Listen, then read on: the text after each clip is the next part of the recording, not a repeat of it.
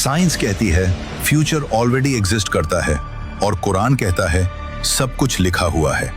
तो फिर तुम्हारी चॉइस की क्या कीमत है? फिजिक्स के अनुसार टाइम एक अलग बहने वाली चीज नहीं है, बल्कि स्पेस के साथ जुड़ा हुआ एक डायमेंशन है। इसे कहते हैं 4D स्पेस टाइम। इस मॉडल में तुम्हारी पूरी जिंदगी एक कंटिन्यूअस पाथ वर्ल्ड लाइन की तरह पहले से स्पेस टाइम में मौजूद होती है।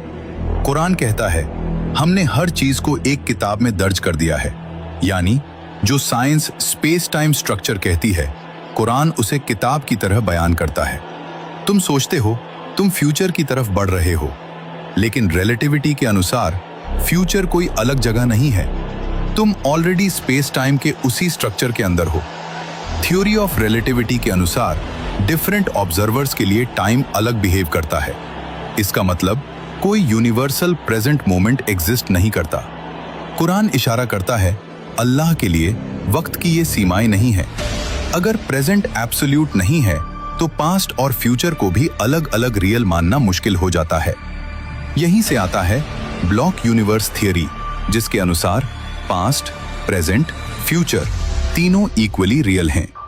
कुरान कहता है कोई मुसीबत मगर वो एक किताब में लिखी हुई होती है। इस मॉडल में तुम पैदा हुए, तुम अभी एग्जिस्ट कर रहे हो और तुम्हारा फ्यूचर स्टेट ये सब स्पेस टाइम में डिफाइंड है। लेकिन इसका मतलब ये नहीं कि कॉज एंड इफेक्ट खत्म हो जाता है।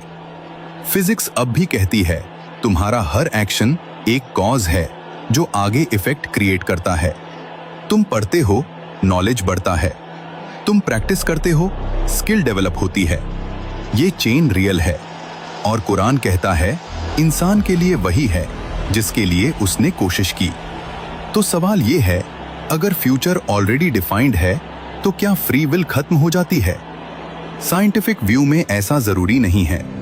एक कॉन्सेप्ट है कंपैटिबिलिज्म, जिसके अनुसार तुम्हारे डिसीजंस तुम्हारे ब्रेन प्रोसेसेस से आते हैं और वही डिसीजंस स्पेस टाइम स्ट्रक्चर का हिस्सा होते हैं।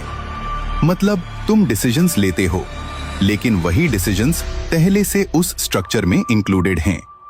कुरान के नजरिए से अल्लाह को पहले से पता है तुम क्या चुनोगे, लेकिन उसने तुम्हें चुनने की ताकत भी दी है।